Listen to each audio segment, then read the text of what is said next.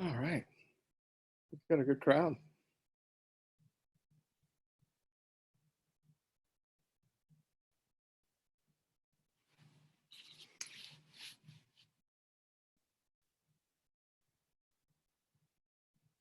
All right, we've got a good group here.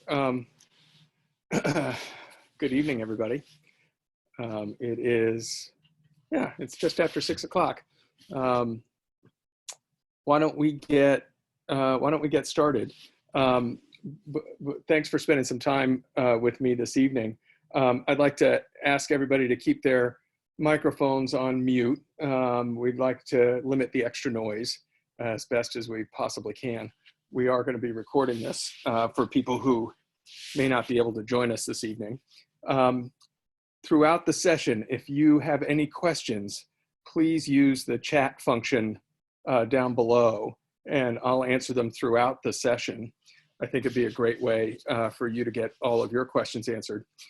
Before we get started, let me introduce myself. My name's John Young, for those of you I haven't had a chance to meet yet. I'm the Dean of Admissions at Hobart and William Smith. So thank you for spending time with us. For the students who are here, congratulations. For the parents who are here, congratulations too. I know I've communicated with some of you. I've got a son who's a senior in high school this year, so I understand all too well what it is that everybody's going through right now, maybe more so the parents than the students.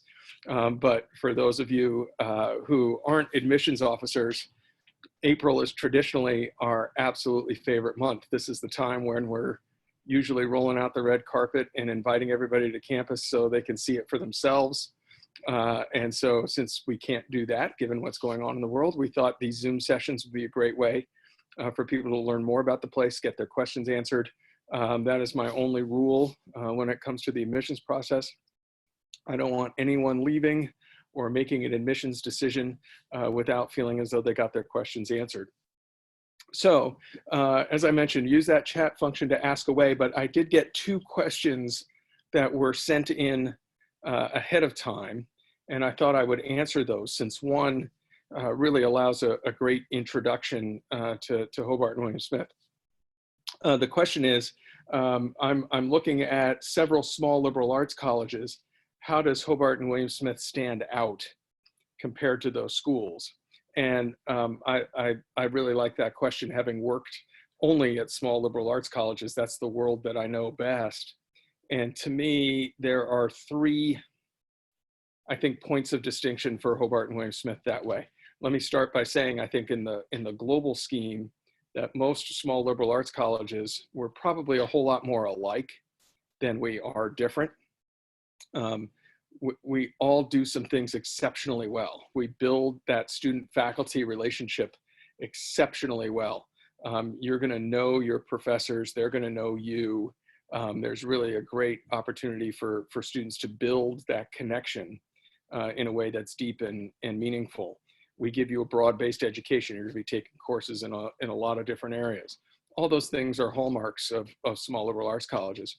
But I think there's 3 things that are pretty distinctive about HWS this way. First is an academic one, and it's our curriculum and how it's designed.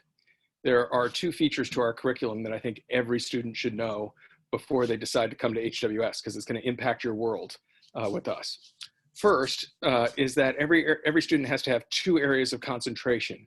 You can't leave Hobart and William Smith with just a major. You need at least a major and a minor. And now we have upwards of 35% of our students double majoring. So if there's more than one thing that you want to pursue while you're in college, we're the perfect place to go, because we're going to make you do it. And I think what I really like, and one of the reasons why that works well at HWS, is that students, most of our academic programs are in one of 2 areas. They're either a disciplinary major or they're an interdisciplinary major. So the disciplinary majors are what you'd expect a liberal arts college to have, the traditional liberal arts: biology, history, political science, chemistry, French, art history, economics. We have all of them, and they're tremendous departments. All of them have a capstone to them. So if you were a dance major at Hobart and William Smith, you'd be choreographing a performance. If you were a history major, you'd be writing a thesis. If you were a physics major, you'd be doing research and presenting that research. So the capstone could change depending on what your major is, but there'll be one. The other half of our academic departments are what are known as interdisciplinary academic departments. They're departments in and of themselves, but they pull from those other disciplines altogether. So a good example of that is international relations, one of our most popular majors and minors at HWS. Pulls from history, pulls from political science, pulls from economics, pulls from foreign language, all together in its own department. Environmental studies, very popular at the colleges. Well, you can see over my shoulder, that's a shot taken of Seneca Lake right behind campus. We have a giant lake in our backyard for those of you who haven't visited, and we use it all the time. We have a research vessel that our marine biology and environmental studies students have their labs out on the lake. And that pulls from biology, from chemistry, from physics, from economics, from political science, all together to have an environmental studies program. Architecture studies, not many schools our size have architecture to the extent that we do. Why is it interdisciplinary? It's because we're going to force you to not just take courses that help you learn how to design and build buildings, but we're also going to have you take environmental architecture courses, public policy courses to learn how to get those buildings built and work with local governments and building codes, historic preservation courses. So obviously we put a premium on the disciplinary depth of a liberal arts education and the interdisciplinary breadth of a liberal arts education. I think it's a pretty special thing. Students take 4 courses each semester, 4 courses in the fall, 4 courses in the spring. It's the equivalent of a 16 credit hour. If you're thinking about credit hours, it's the equivalent of a 16 credit hour system. But what's really nice about that is you don't have to think about it too much as students. You don't have to figure out how many credits that class is or how I have to fit combinations together. Students who registered, our students just registered for their fall courses, 4 in the fall, 4 in the spring, 32 courses over your lifetime at the colleges. The second feature of the curriculum that I think is important is how we handle distribution requirements. Most liberal arts colleges like us want you to go out and see a bunch of different things. And the way they do that is by requiring you to take courses in a bunch of different academic departments at some point over your 4 years. Our faculty, we used to have the same rules at HWS, but our faculty took a step back from that about 20 years ago and said, gosh, it's not critical to us that every Hobart and William Smith student take an English class, but we do want every Hobart and William Smith student to have good writing skills before they leave the place. We don't need every HWS student to take a math class, but you do have to have quantitative reasoning skills before you leave the colleges.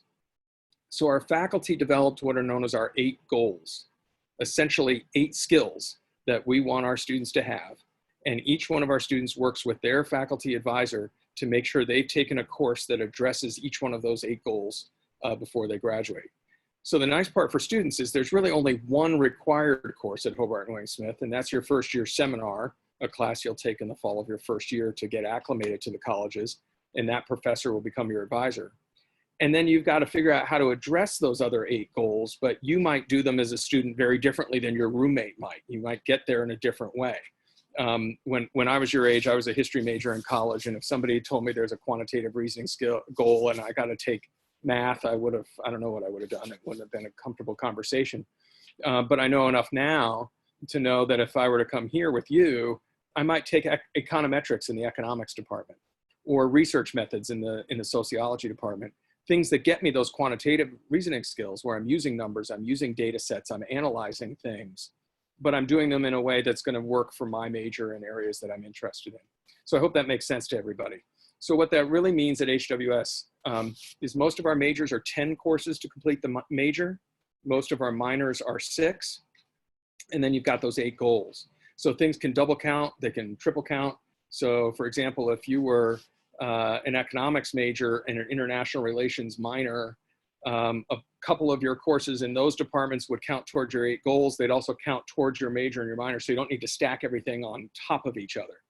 What it really means for our students is about half of their coursework is in their major, their minor, towards their goals, and the other half are things that they use to explore and spread their wings and take advantage of a liberal arts college. So there's the academic piece that I wanted to talk about. The second thing I want to talk about is the community, where we are and who we are as people. I know most small liberal arts colleges kind of put their stake in the ground and say, we do small well, you're not going to fall through the cracks, you're going to be known for 4 years. And we very much believe the same thing.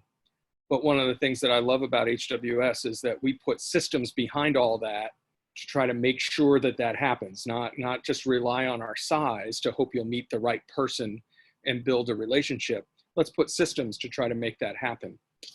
And the best example I have of that is the system we use to put you in your first semester courses your first year at HWS. Like most colleges, we have a computer system where we allow our incoming students to log on, and here are the 450 courses you could choose, rank order your tops, and we'll pay attention to that. And at most schools, a computer algorithm just spits out, and there goes your schedule, and you're ready to go. But we do it a little differently at Hobart and William Smith. What happens is you still go into the computer system and you prioritize your top classes, but then that list goes to your first year dean. And in admissions, we then go and meet with the first year deans and tell them everything we've gotten to know about you through reading your application, looking at your essay, reading your recommendations and your transcripts, meeting you at high school visits and college fairs and interviews. We give your dean whatever information we can give him or her so that they get to know you better. And then you fill out a survey information that talks about the things that are important to you academically. Where have you struggled? Where have been your high points? Tell us about teachers you've loved in high school and ones you haven't liked so much. And then your dean puts together your first semester schedule by hand. What they're going to do is help you from among your choices, put you in your first year seminar and 1 or 2 other courses. So of your 4 classes, 2 or 3 are going to come from that list in consultation with your dean. And then you're going to meet with your advisor, who's the professor in that first year seminar course, and together choose the last one or the last 2, depending on your background. What that does for us is it ensures that students not only are getting the classes that they want and that they need, but that are a good fit for them where they are academically. Let me give you a good example of that. One of our really popular courses for first year students to take is our Introductory Economics course, Econ 160.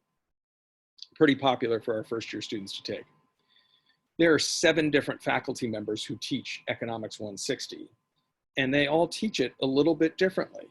Some are a little more quantitative in how they teach it. Some are a little more qualitative in how they teach it. Some have a little more math component to it. Some have a little more writing that's involved. Well, if you're not a really strong math student, maybe Professor Tessendorf isn't the right person to lead your introductory economics section. Instead, let's put you in Professor Frischman's section of introductory economics. So not only do we get you in the class that makes sense, but let's get you paired up with a faculty member who's going to be a good mentor, who's going to help you navigate that transition from high school to college smoothly. It is a very inefficient, very time-consuming system, but when we did it the old way and students could just pick their own courses, in an entering class of about 570 students, we were making about 350 course changes over orientation. So no offense, students, you just weren't choosing well, and we had to make a bunch of changes. By doing it this way, last year we made less than 25 course changes over orientation. So it makes for a much smoother transition. Students can have their books, have their faculty, hit the ground running, be ready to go. So I think that's a really significant system that serves you all well as students and families, but it also helps us build community very quickly. Before you've even arrived on this campus, your admissions officer, your first year dean, and your advisor all know you to a certain extent. And I think that makes a big difference in our community. I would be remiss if I didn't speak a little bit about Geneva, where we're located. And I can see all your names and some of your faces, but I don't know where all of you are from. And as somebody who did not grow up in upstate New York, I have now lived here for almost 30 years. I've almost become a Buffalo Bills fan. I haven't quite done it yet. I'm almost there. This would be the year to do it. I think I'm feeling optimistic. I always grew up outside a major city, mostly in the Midwest. And now that I'm in upstate New York, I just didn't know what it was going to be like to live here. It has been one of the most pleasant surprises of the experience. My wife and I have lived in Geneva with our kids for 15 years now. And I still don't think we've touched on half the things there is to do in upstate New York. It's been amazing. Some of that has to do with the emergence of the wineries in the Finger Lakes and the way it brings some great restaurants and speakers and concerts. Geneva has 13,000 people who live in Geneva. And so it's a little more cosmopolitan than I would have thought for a small town in upstate New York. There's amazing restaurants. When you go up the street from campus, there's some great spots to go eat, but they're all mom and pop, all local. There are no chains in downtown Geneva. You get to know the people behind the counter. They get to know you. You're babysitting their kids and walking their dogs, and they're coming to your concerts and sporting events. But then if you go out the campus to the west, out the backside, you've got McDonald's and Dunkin' Donuts and Walmart and Staples and the Eightplex movie theater.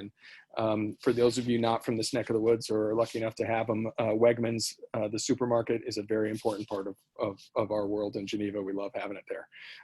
So to have those two sides of campus, I think students love that they're missing home. It's an easy spot to go get home cooked meal, but you need something conveniently, you can go out the backside and get something really simple on the west side of campus. So Geneva's been a great home to the colleges for almost 200 years, and we're lucky to be here. Last but not least, the third sort of point of distinction that I would talk about is how we prepare our students for life after graduation. If there's a knock on small liberal arts colleges, and having been one of the only members of my family to go to one, I know about this. It's that you're off at a liberal arts college studying philosophy for 4 years, and what are you going to do with that? That we aren't preparing people for careers or life after college. And I think it's one of our true strengths at Hobart and William Smith is to help align that great academic experience you're having along with career preparation and guidance. And I challenge anybody to go find a better career services operation than we have at the colleges. We have a program at HWS called Pathways. It's a 4-year career services program where you start and you may have no clue what it is you want to do. That's okay. There's no problem that way. Let's start talking with you, and you build relationships with one of our career services counselors, and they start inviting you to events and connecting you with alums. We have a great program over the break between semesters in the winter where one of our career services officers and one of our faculty will take students. We take small groups. A group goes to Washington, D.C., a group goes to Los Angeles, a group goes to New York City, a group goes to Boston. And we bounce around from alum's office to office to office to office to office for 3 or 4 days. And then our students come back with a much better idea of what it is they might be interested in. If you're thinking about a career in communications or media, go with Professor Holly and Brandy Ferrara from Career Services to Los Angeles for 3 days. And you'll start with Brad Falchuk, who's one of our alums. He's one of the executive producers of a ton of TV shows. He's won a bunch of Emmy Awards. But you go hang out with him for a little while. And if you've decided that's really what you like, terrific. Let's start moving in that direction, but maybe that's not your speed. So go meet with one of our alums in the advertising agency world. Go meet with Bill Whitaker, who's an alum, a 60-Minute correspondent and the West Coast correspondent for CBS. If that's what you want to do, terrific. Once you come back from those trips, we can start lining you up. And we know that for over 70% of our graduates, their first job post Hobart and William Smith was directly linked to an internship they had while at Hobart and William Smith. So it's a critical piece of the puzzle for us. We really want to help students build their resume with internships. So much so that if you follow that Pathways program, we guarantee you an internship or research and a stipend for it if it's unpaid. We had too many students get that great internship, but they'd have to give up their summer job back home to go do an unpaid internship someplace. They couldn't afford to do that. So let's get them a stipend so they can have that experience and put it on their resume. It's a big part of what we do. And it's one of the reasons why we've met with such success in the last couple of years. So those are the big ticket items that I wanted to talk about as a point of distinction. The other question that I received, and I've seen in the chat, There's a couple of questions here about how things are looking from the current pandemic and what's going to happen. I wish I had all the answers for you here. I do not, but I can certainly tell you what we're planning and how we're preparing at the colleges this way.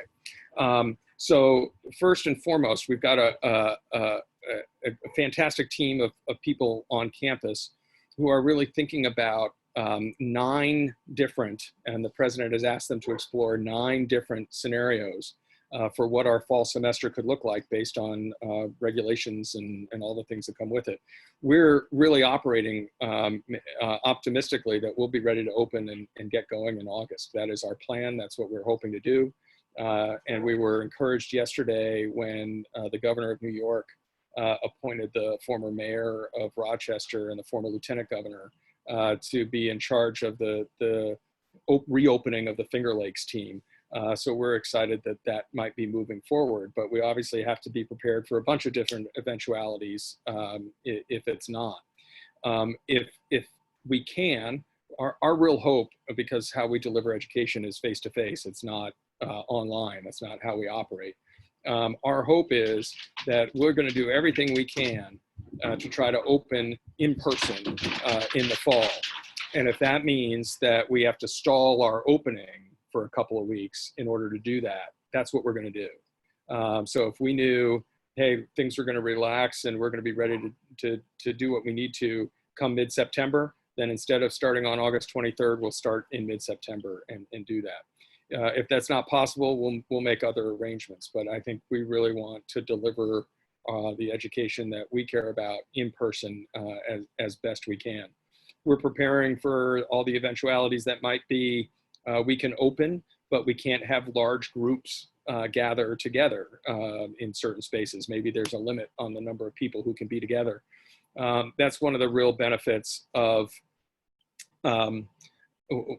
having a campus our size and being a relatively small school. If somebody said, yeah, you can be open, but you can't gather in groups of more than 100, that's going to be really easy for us because none of our classes even approach that number.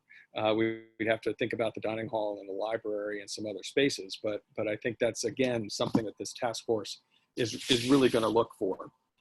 I have been so impressed with the way our students and our faculty and our staff have managed this transition to remote learning. We made the decision on March 13th, which was the Friday before our spring break, that we needed to make this move and gave the faculty a week to turn this around so we could start classes the Monday after spring break. And they did just that. And our students have rallied and the faculty have rallied. I've been really impressed in how that's worked out. In addition, I've been thrilled with the way our parents and alums have reacted to this because they very thoughtfully started contributing money to an emergency fund for our students, because there are some people where they were home for spring break, they don't have internet connectivity, they don't have the equipment we need. Let's get them that funding so they can do that. And our alums have been absolutely tremendous. I was on a Zoom meeting with our director of alumni and alumni affairs this weekend, and she told me this great story. One of the concerns we've had for our current students is a lot of them rely on their student worker salaries to fund some of the stuff that we do. So when they're not here, it's hard to give them work, but we've come up with a bunch of different ways to keep people busy. And one of the ways we gave our students work is we asked them to call all of our alums who were of an age that might be at risk in this current pandemic. We had them call all of our alums, class of 1959 and older. And one of our students was talking to one of the alums, and she was saying how great she was, but she was really worried about a friend of hers in Tennessee who the food banks had run out of food and they needed some emergency food. That student called back to our office. Our director of alumni affairs pulled up the list of our alums in Tennessee, found people who were close by to this person who wasn't a Hobart and William Smith alum, but let's figure out how to get that person what they needed. And I think our community has really rallied around that, and it's kind of built into the fabric of the place. So we're planning to open on time this fall. Obviously, the primary concern for us is the safety and security of our students and our faculty and our staff. So we're going to plan for all the eventualities, but if everything goes the way we want, we really would like things to start on time for us.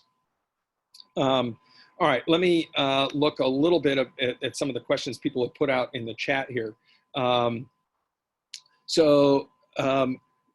This is going to be a good question. So one of the questions for people who live far away, how do you get back and forth from Hobart and William Smith? And if there's something we know, it's we know where we're located. It's important. So there's two major airports about 50 minutes away from campus, both Rochester and Syracuse airports. They service all the major airlines. I get to travel quite a bit for admissions. I know both of those airports like the back of my hand. And I don't know that there's a favorite for anybody. It tends to be more about the time of day when you want to arrive, when you want to leave. There's both Uber and other car services that'll get people from the airports to campus. We run shuttles around key times of year. For those of you in the Northeast, usually around breaks, we will get big, 50 passenger buses to take students to Boston, to New York City over breaks. So we recognize where we are, but it's a relatively easy thing for our students to get to and from campus. About a third of our students have a car on campus. You can have them all 4 years. You just have to pay a parking pass fee to get your sticker to put in your car. And the older you are, the closer you get to park to where you live. The younger you are, that would be all of you, the incoming first year class, the farther away you are. But I think getting around is pretty easy. Getting around town, we have a campus shuttle that just runs loops around campus and takes people to Wegmans and into town. Most people use that when the weather's bad or they're doing shopping and need to pick up something. So I think that's important. All right, we're hearing rumors that schools may consider starting in January 2021. I hope I addressed that. We're really hoping to start on time, and that's one of the things that's really important to us. And if we need to make a change, we'll make a change, but we'd rather not. Here's the next question. Have we extended our deposit decision date to June 1st? We have not. We've kept it at May 1, and there's a real reason for that. It's what I talked to you about before. It's about the process that we use to start putting people in classes and matching them up with roommates. We're going to start doing that right after May 1. We've got a huge chunk of our class that's enrolled already, and we want to get things moving along. If anybody needs an extension until June 1, we certainly understand that. The current situation is one that it might take people a little more time to sort things out. We understand that. So simply get in touch with us. You can send me an email or your admissions officer an email or to the general admissions account, pick up the phone, give us a shout. We'll get right back in touch with you. We're happy to extend that deadline for anybody who requests it. But the reason we didn't want to right away is we know that shortly after May 1, students are going to start submitting their requests for classes. They're going to start to fill. And I wouldn't want a student to be shut out of a first year seminar that they really want because they wanted a little extra time to make up their mind. If they needed it, great. We'll give it to you, but we want to start things moving along there as best we can. All right, another question. Do we have Greek life on campus? Yes, we do. We have 5 fraternities and 1 sorority on our campus. Actually, we might end up having a second sorority. There's a group that's formed that's trying to get a second sorority. It's 17% of our student body that is a member of Greek life at the colleges. 5 of the houses you can actually live in. 1 does not have a house for themselves. If you choose to do that, that's great. I think one of the reasons why Greek life at HWS is successful is because it's not a huge part of life, right? When it's 17% of your student body being a member, I think people can choose whether they want that part of their life or not. It's entirely up to them. For some students, it's a really important thing. They love it. They live in the house. They're a member of the leadership of the house or of Greek council. Other people go through their entire 4-year experience at the colleges and never set foot in a fraternity or sorority. And I think that's entirely up to you.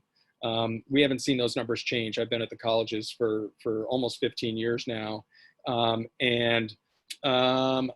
guessing that number hasn't fluctuated. I think that the low number is 16%. The high it's been is 19%. So we're always in that range in terms of the percentage of the student body.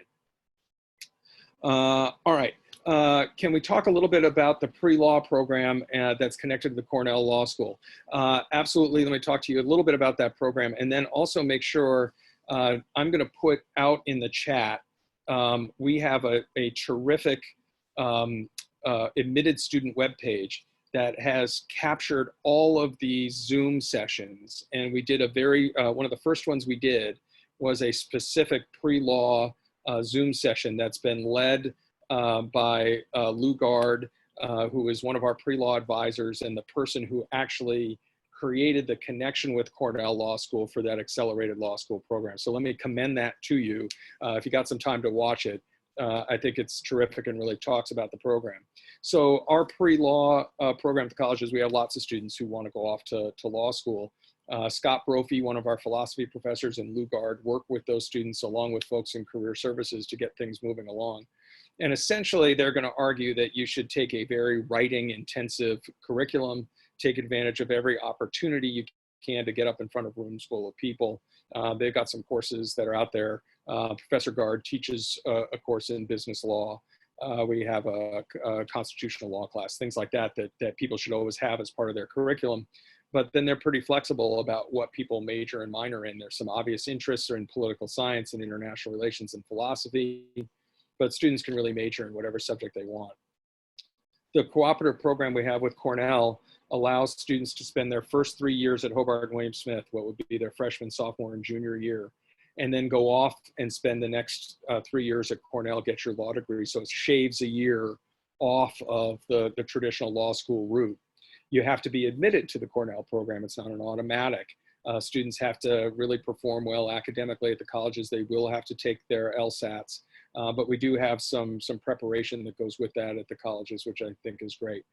So I'm gonna make sure, I'm gonna actually do it right now. Copy the link. I'm gonna do it before we leave. I'll copy the link for our admitted student page where you can find all of these Zoom sessions. Actually, I think one of my colleagues is on. If he can find that link for me and post it, it would be great. All right, let me talk a little bit about the selection process for residence halls and where everybody would live on campus. I think that's a really important thing for students to figure out. So about 60% of our first year students live in one of two residence halls, and they're both relatively large. One is Jackson and Potter and Reese. It's a three-pronged, three-housed large residence hall, JPR. The other is Sherrill Hall. They're right next door to each other. All double rooms, a couple that are connected, but your traditional, what I think you would expect a residence hall to be. We house students by their first year seminar. So that course that I mentioned that everybody takes in the fall of their first year, we want everybody in those seminars to be living in the same space. They may not be your roommate, but they'll be in the same building that you are. The hope being that the night before midterms, the night before exams, the night before papers, you can all gather in the lounge in the first floor, study together. It's really easy to find classmates in those residence halls. So about 60% of the first year class are in those two residence halls, and then the rest are spread out among some others where they'll be mixed with upper class students. Jackson, Potter, and Reese and Sherrill Hall are all first year students, but the others are mixed first year and upper class students. So some students might prefer to have that big brother, big sister nearby. There's also some single sex, and most of our residence halls are co-ed, but there are some single gendered residence halls that are available to you as well. So you can make those choices. So once you choose your first year seminar, that's where we'll place your residence hall, and those are kind of linked together. But after that, then it's about how we match you up with a roommate. And there's a roommate preference questionnaire that you fill out that you talk about how late do you stay up, how early do you wake up, how neat are you, how messy are you. They all kind of are important questions. I can speak as a parent here. For the parents on the call, please do me a favor and let your son or daughter fill that form out themselves and don't fill it out for them. Roommate conflicts have been created when, let me put it this way, people tend to strategize about how you should be matched up with a roommate. So I know my son, he's not the neatest human being on the planet. So if I were to fill this out for him, I could be honest and say that, but then I would think, oh gosh, are they gonna match him up with a roommate who's not so neat too? That's gonna make for a messy room. So let's strategize. Let me make him a little neater than he really is, and then he'll be matched up with somebody who is equally as neat, and the room will be a little bit clean. Roommate conflicts arise when people do that. So please be honest. I think our Director of Residential Education, Shelley Basilio, is one of my favorite people on campus. She asks students to go in a room, lock the door, fill out the form, submit it before anybody else can look at it. But I think we do a really thoughtful job in trying to match people up so that things get along well. All right, next question. Is it typical to live off campus as an upper class student? No, it is not. We require our students to live on campus your first year, sophomore, junior year, and we expect that our seniors will be living on campus as well. We do allow a small number of them to live off campus, but it's done by lottery system. The vast majority of our student body lives on campus. And I think one of the reasons for that is the variety of residential options that we have, in addition to the traditional residence halls, like I talked about with Jackson, Potter, and Reese. We also have some non-traditional residence halls that are more suite style living, that some are arranged more vertically, some are horizontally, some are up on the hill, some are down on the quad, some are facing the lake. We also have a great number of what we call theme houses. And at a lot of colleges, I know that's kind of a fringe thing that a lot of students may not do. But at Hobart and William Smith, that's a very common thing for students to live in a theme house. Sometimes they're academically oriented. You've got a special area of academic interest and you want to live with students who are similarly minded. There's an international relations house, you're majoring in that, you could go live there. Other times it's more of around a club or an activity or a community service project. Right next door to the admissions office, we have two student houses on either side of admissions, both to the left and to the right of us. One of them is the Geneva 2020 house, which is a relationship between Hobart and William Smith and the Geneva school system to try to improve graduation rates at all the area schools. Right next to that is Hope House. They do a lot of great fundraising around cancer research. They run our Relay for Life program, so students who live there will be involved in that. They're great homes. They range from 8 to about 20 students who live there. A lot of them have their own kitchen. So it's a great way to kind of be sort of on your own, yet still be right on campus, and sometimes with some, I'm always amazed at the students who live next door to me when I walk into my office in the morning and they got this great back porch and they're having their coffee on the back patio looking at the lake. And I said, you know, you're college students, it shouldn't be that nice, but they've got it pretty good. In addition, we've got a set of townhouses on campus that are more apartment style living. And I think that's one of the reasons for upper class students to live on campus. You can really have a little of your own space, yet still be right on campus. So we expect that the vast majority of our student body will be living on campus. This is a good question. So you mentioned your first year dean. Does it change in your second year? No, we have a class dean structure here. So the dean who you'll have in your first year stays with your class all 4 years, so you can build relationships with them. It's also available on our first year, on our admitted student page. We did a Zoom session for Meet the Deans. Your two deans are Joe Mink and Kelly Payne. They'll work with all the students in the incoming first year class, and they'll be your deans for the entire time that you're at HWS. It's terrific. Should you mention your interest in the pre-law program at Cornell when you get to campus? The answer is yes. As part of our orientation website, every student who matriculates at HWS shortly after May 1, or right after they deposit, if it's after May 1, we'll get a username and a password to start working on our orientation webpage. And that's where we list all the forms that you need to complete, all the information you need to give us before you show up in the fall. And one of the questions on that webpage is, are you interested in any of our pre-programs? Pre-law, pre-engineering, pre-health, pre-business, because there might be some courses that we want to get people in early. We also do some orientation sessions for students who are interested in that. So it's a great way for you to meet the advisors in that world, so you know them even before classes start. All right. Yeah, students don't apply for the Cornell Law Program until after they enroll. That's something that they would do. They'd apply for before their junior year begins. So they do that usually in the spring, summer of their sophomore year. So they got plenty of time before they have to do that. 3-2 engineering program. That's another one of our pre-programs. Let me talk a little bit about that. We have 2 cooperative engineering programs, one with Dartmouth College, one with Columbia University. They are a little bit different in how they work. The Columbia program is a little bit like the Cornell one. You spend your first year, sophomore, and junior year with us. Then you would leave and spend your senior year and one more year at Columbia, get the 2 degrees in 5 years. The Dartmouth program is a little different. You spend your first year and sophomore year with us, then go spend your junior year at Dartmouth, but come back for your senior year at Hobart and William Smith, then return for Dartmouth one more year after you graduated from HWS to get the 2 degrees in 5 years that way. They teach a little bit different engineering. Don Spector, who works with all of our pre-engineering students, and again, there's another Zoom session for that. If you're interested, you can take a look.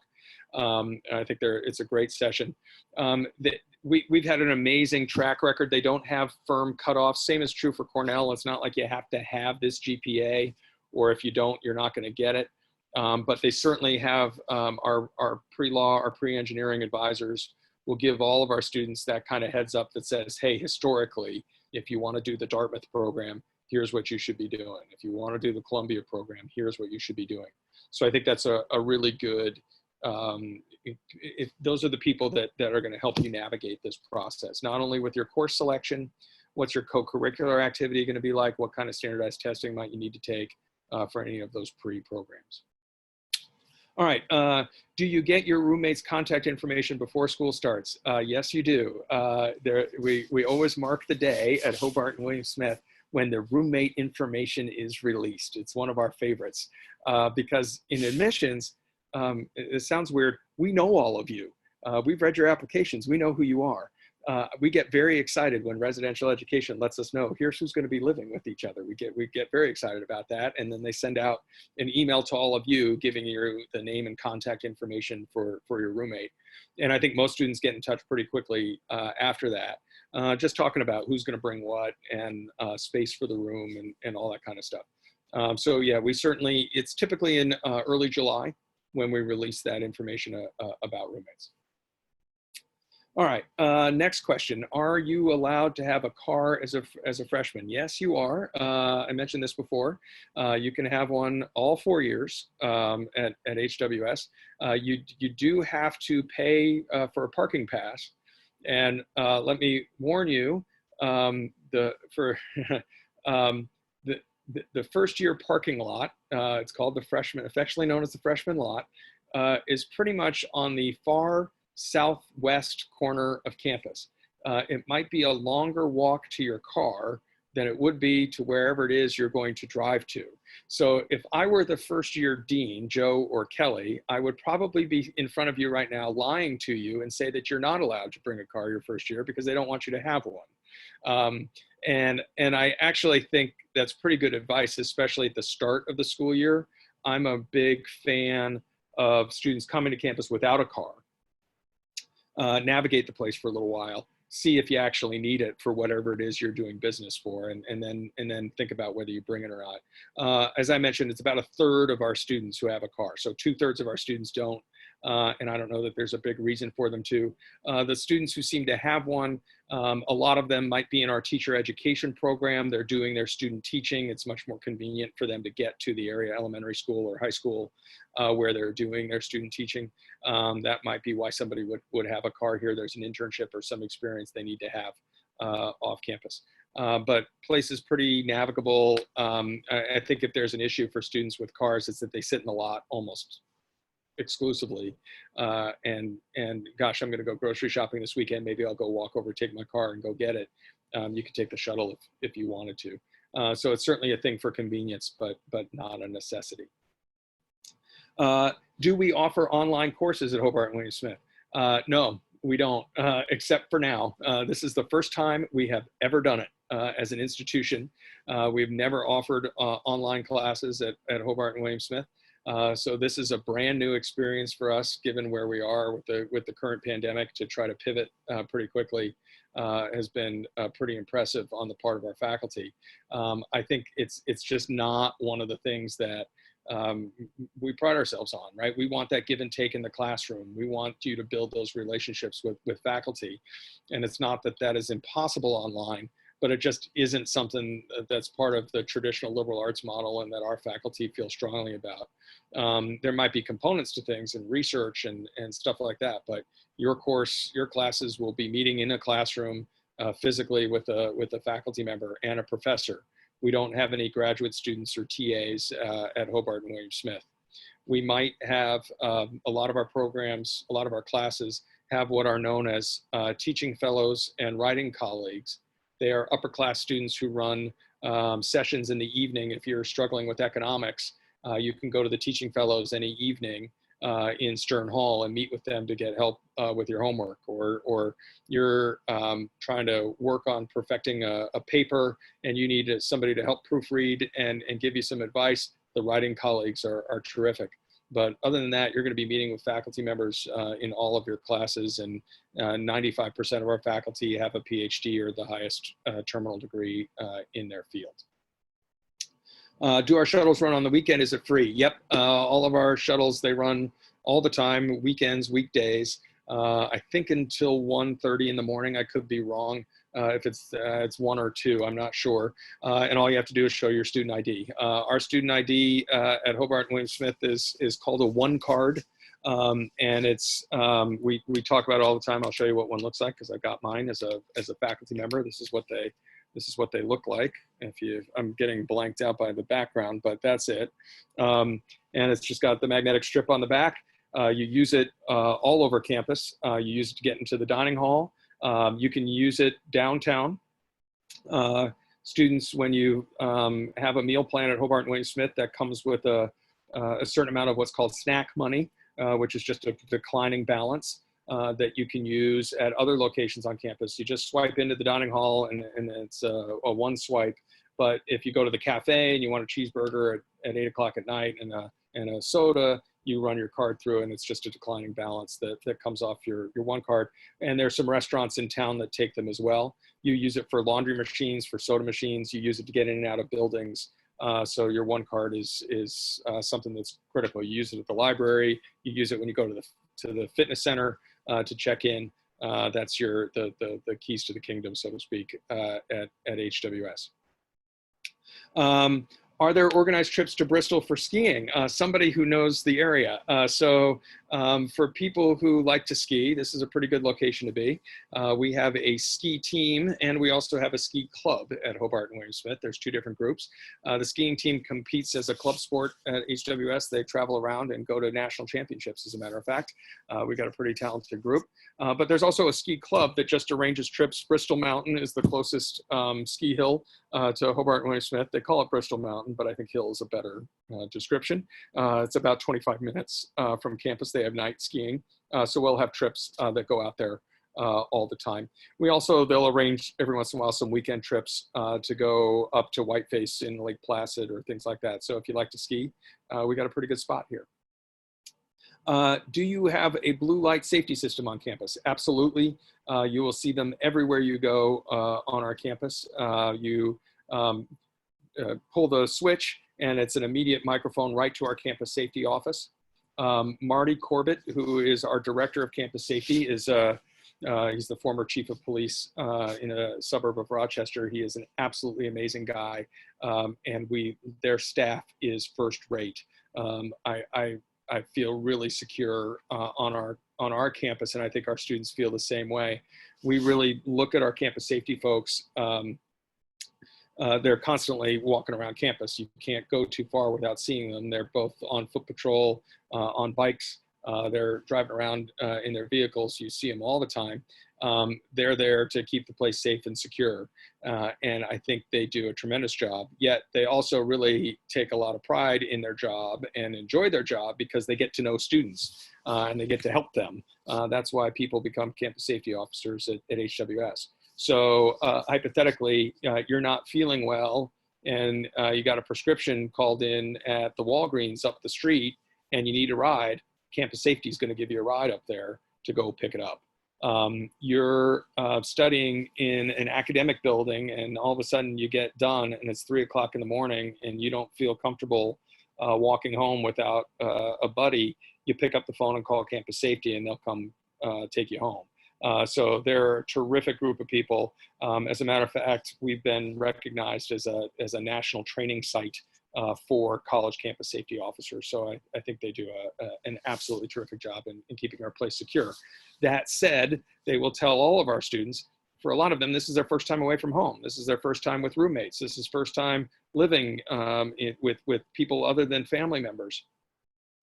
There's a lot of education that has to go on. And during orientation, really a focal point of orientation is campus safety and security and living away from home and making that transition. It's little things. You get so comfortable on our campus, you just don't think twice about leaving your backpack certain places or leaving information wherever you want it. Campus safety loves that when people feel that safe, but don't want you to do that. Propping doors is a really bad idea. We don't want students to do that. The outside residence hall doors are locked for a reason. We want to keep it that way. Campus is really secure, but they really want to work with you to make sure that you're being a responsible student and traveling in packs and doing all the good things that you should. So that's a huge part of our orientation. All right, what's the difference between a first-year dean and an academic advisor or faculty advisor? Let me talk about that a little more clearly. Your academic advisor is a faculty member here. In your first 2 years, it will be the person who is the professor of your first-year seminar. Once you declare a major, you choose a different faculty advisor in that academic department. So for example, you came in the door and you took Professor Drennan, who is an economist, first year seminar on energy and the environment. He would be your advisor for your first 2 years. And then you went and declared a political science major and you really enjoyed your class with Professor Yadav. She would be your then become your academic advisor once you declared a political science major. Your academic advisors, their job really is to help you navigate the academic life at the colleges. Are you meeting your academic requirements? Are you taking the courses that you need to be on pace to graduation? When you're a first year or sophomore, are you exploring widely enough to make sure you're comfortable choosing your major at the end of your sophomore year, because that's when you'll have to make that determination. So your academic advisor is a faculty member here who has taught you, knows your strengths, knows your weaknesses, and it feels much more comfortable giving you that kind of academic advice. Your dean, however, is somebody who's thinking about your life in the colleges as a whole, not just your academic life, but your social life, your friends. What are you getting involved in terms of clubs and activities? Is there anything you need to be happy and healthy and successful? So to me, they play different roles for a lot of students. There's mush, there's blend. A lot of times your academic advisor may pick up the phone and call your dean, or your dean may pick up the phone and call your academic advisor. What's a perfect example? I was on the phone with one of our deans just the other day. There's a student who is a student worker in the admissions office, is an environmental studies major, Hobart student. So his dean is David Mapstone. His advisor is Professor Lewis in the environmental studies office department. And then he works in our office in admissions, and he's really struggling at home because he doesn't have the space where he can do work. He called his academic advisor to talk about that. The academic advisor called the dean called me, just because we all have relationships with him. Let's figure out a way to help him be more successful academically. So we really have a lot of good give and take between the academic side of the house and the administrative side of the house to throw a safety net around our students. All right, when is new student orientation first year scheduled? Let me talk about that. Classes will start at HWS on the 23rd of August. I want to check my calendar just to make sure I'm good on that one. Craig, if you don't mind checking to be sure, I think it's the 23rd, which is a Monday. Orientation will begin the Thursday before that. Most families will come into town the Wednesday evening because we'll kick things off very early on Thursday morning. There's a tradition at Hobart and William Smith that before you get your keys to your room and move in, you shake the hand of the president on the steps of Cox Hall, which is right at the quad of campus. The reason for that is that's where you're going to get your diploma 4 years later at the same spot, shaking the hand of the president. We like to bookend people's experience and welcome them to the community. So families will start arriving early on that Thursday morning, meet the president, go through a tent where they get a lot of information, and then start moving into their residence halls. We do a lot of workshops during that day. people are getting settled. It's a long Thursday, without a doubt. And there's usually a welcome session at the end of that Thursday in the evening where we bring the entire class and all their families together to welcome them officially to the colleges. But parents, this is the hard part. That's usually when we tell parents, okay, great, we're glad you've dropped off your kid. Now it's time for you to go. And that's it's the hardest part. For some it's easy, but for a lot it's a hard part. And the reason for that is the student's schedule from about 5 o'clock on Thursday through Sunday evening is jam-packed. Once that Thursday at 5 o'clock hits, there's just not a lot of room. There's not a lot of free time in student schedule. If you think you'll go grab them for lunch, I can tell you that's not going to happen. It just doesn't work out. There's too much going on. That first day is a lot about meeting people, getting acclimated. On Friday, you're meeting with your academic advisor, going over your schedule, talking about all the things that are coming up that way. You're doing a lot of campus safety meetings. You're doing a lot of surveys, a lot of different orientation. So yeah, sorry, Craig just posted this in the chat. So students will arrive on Thursday, the 20th. Orientation will end Sunday night, the 23rd, and classes will begin on Monday, the 24th. It's a pretty comprehensive weekend. You'll know a ton of people by the time all that is done. We do offer a pre-orientation program that will start the Friday before, where students, if they want to, can come early and get into small groups. They go backpacking the Adirondacks. There's a kayaking trip. There's a community service trip in small groups of about 10 incoming students led by upper class Hobart and William Smith students.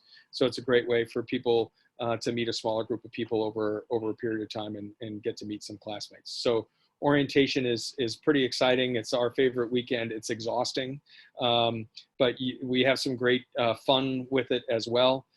We invite food trucks. College students love food trucks. So we invite them to campus all the time.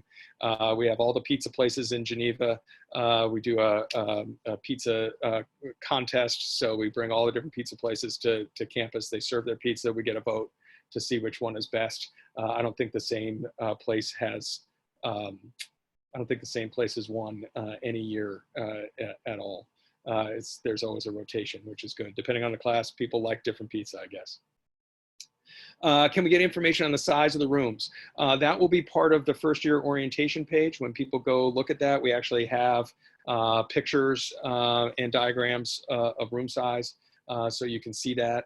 I think they all vary a little bit. They also have different lists of things you might bring depending on the residence hall. They're laid out a little bit differently. They're equipped a little bit differently. So depending on where you are, you might need to bring different things. So our students put together what's called a new student guide that then lists, hey, if you're living in Sherrill Hall, you might want to bring this, this, and this.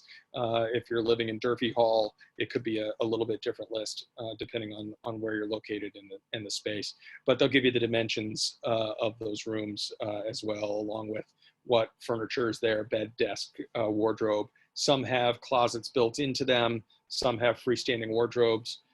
Some you can bunk the beds if you wanted to, loft them. It just depends on the room. So all that information will be out on the orientation webpage.